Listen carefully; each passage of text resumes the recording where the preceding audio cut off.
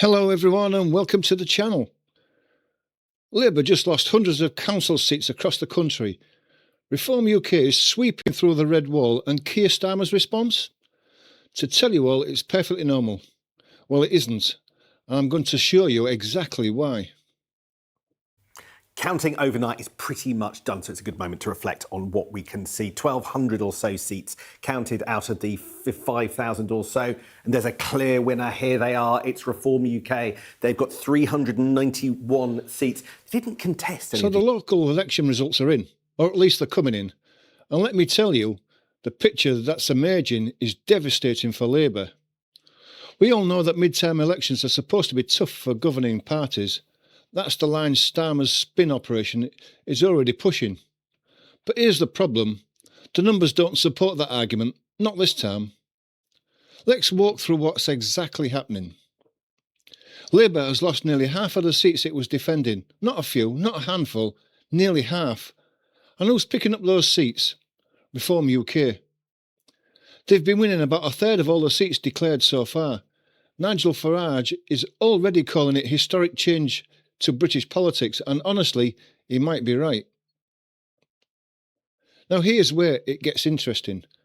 Starmer's team had their spin operation running at full speed.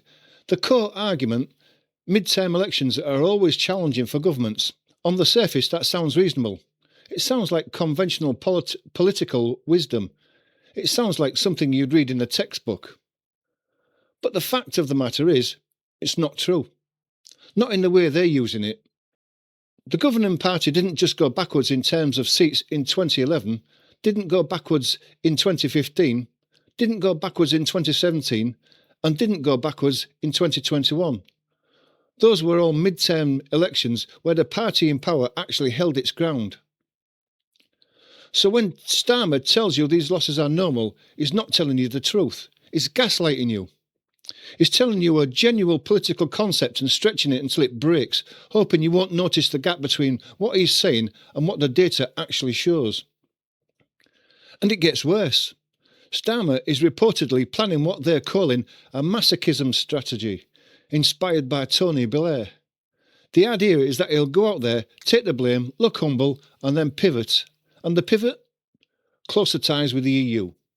Is going to try to reframe his entire disaster as a mandate for his European reset. As if losing hundreds of seats because people are furious with your domestic record is somehow a green light for your foreign policy agenda. But wait, let me pause there for a second, because I want you to really think about what that means. A Prime Minister who just got hammered by the voters is planning to use that hammering as justification for a policy that voters didn't ask for. Does that sound like democracy to you? Or does that sound like a man who's stopped listening?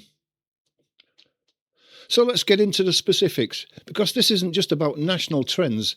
It's about what's happening in real places to real communities that Labour claim to represent. Thameside, Greater Manchester, Angela Rayner's patch. Labour was defending 17 seats and they lost 16 of them. 16 out of 17, all to Reform. That's not a setback, that's a wipeout. And this is the constituency of the former Deputy Prime Minister.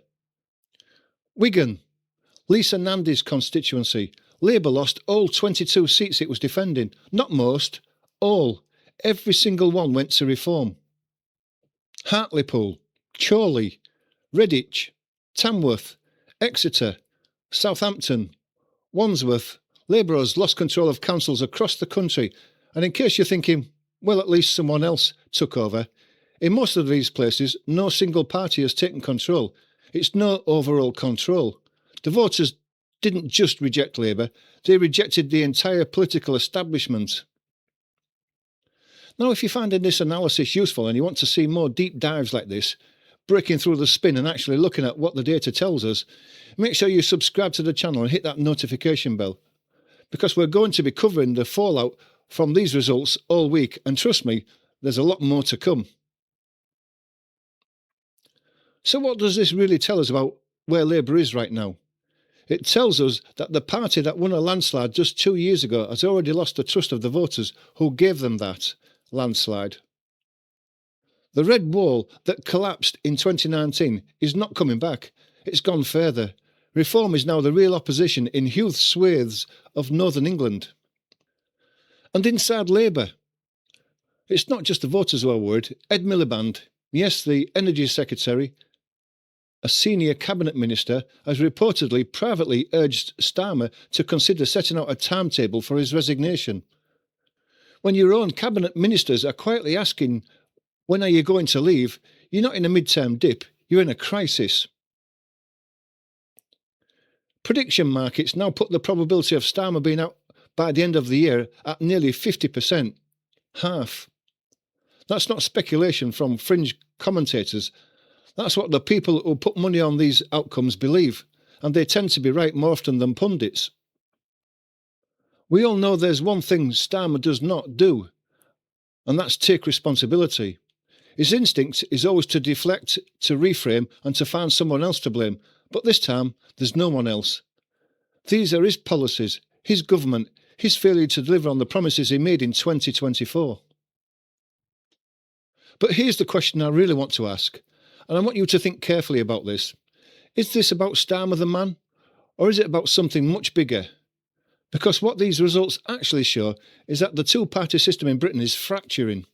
Votes are splintering in 5 different directions: Reform, Labour, Conservatives, Lib Dems and the Greens.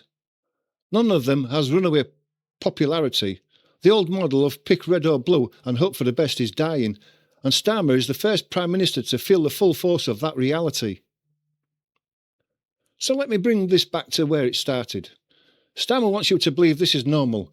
He wants you to believe that midterm elections are always rough. He wants you to believe that taking the blame on camera and then pivoting to EU ties is a strategy, not a dodge. The truth? The governing party didn't lose seats mid-term in 2011, 2015, 2017 and 2021. Labour has lost nearly half its defended seats. It lost every single seat in entire towns. Its own cabinet ministers are asking when the Prime Minister will step down, and the voters aren't just rejecting Labour, they're rejecting the entire system that Labour represents.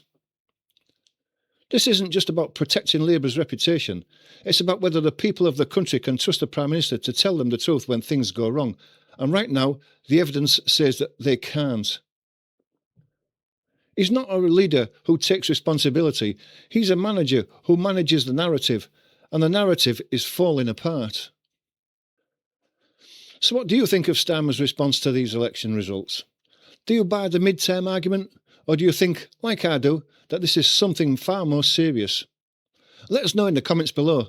And for more analysis of the key moments in British politics, make sure you subscribe to our channel and click the notification bell so you never miss an update. Thanks for watching. Hope you've enjoyed it. Enjoy the rest of your day, and we'll see you on the next video.